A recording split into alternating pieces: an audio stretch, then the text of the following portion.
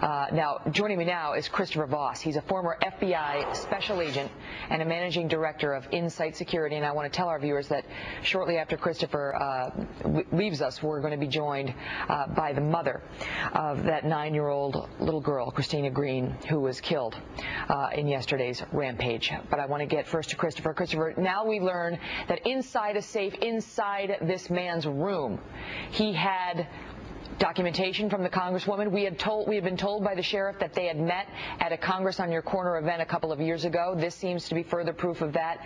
And what is the theory, that he somehow fixated on her? Well, yeah, he's got a couple of things going at the same time. He's got delusions that he appears to be on some sort of mission based on his writings and the currency, about a new currency. He's also got paranoia at the same time. So he potentially fixates on the Congresswoman and believes that he's on a mission.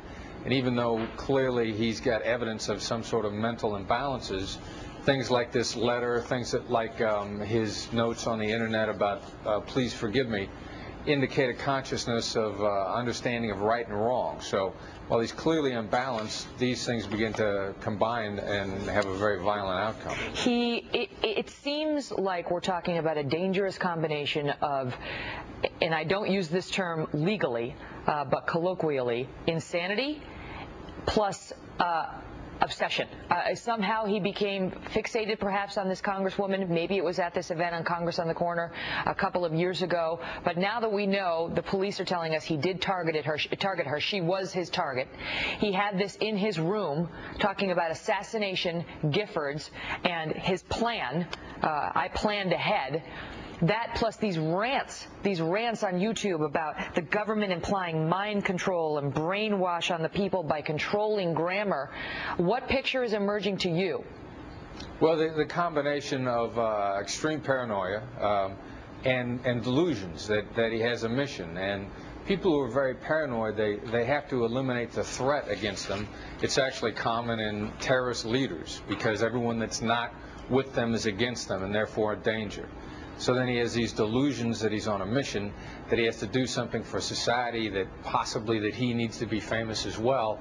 And you begin to combine these elements, and he brings the congressman in, annexing her into his mentally unbalanced state, and violence occurs. When you're a criminal profiler, how do you understand that somebody like this would go and ultimately unleash hell, not only on this Congresswoman and the staff surrounding her, but on children, on clearly innocent passersby with whom he apparently had no prior beef?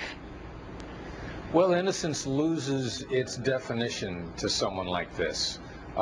People that are on the outside are part of the element that must be eliminated. They're the people he's afraid of, where the paranoia kicks in.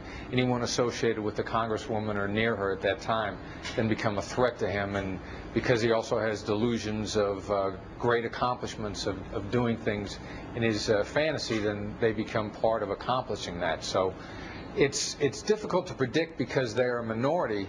Our psychologists, psychiatrists, friends tell us that the paranoid schizophrenics that commit violence are a minority, but yet they're still there. So that's why it's very difficult to ferret them out and see this coming. That's the thing, and we're trying to learn more about exactly the context this guy had with law enforcement, separate and apart from these sort of petty paraphernalia, drug paraphernalia arrests that he had been through.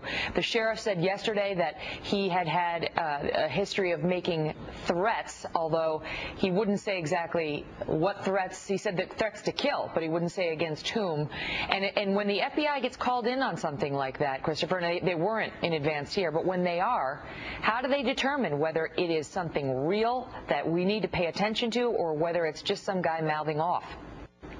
Well, if they have the opportunity to examine their writings, if they have the opportunity to sit down and talk with them, if there's enough of a trail that they have the opportunity to to examine and look at, then it becomes a partnership between law enforcement and mental health professionals to try to take someone like this off of the street, if that's possible at all. We still live in a free society, and we don't look kindly upon our government taking people off of the streets for no reason. So balancing individual liberties and the duty to protect the citizens is a very difficult thing for law enforcement to do. It certainly is, even when you've got an explicit crime, never mind, prior to. Christopher, thank you so much for your insights on it.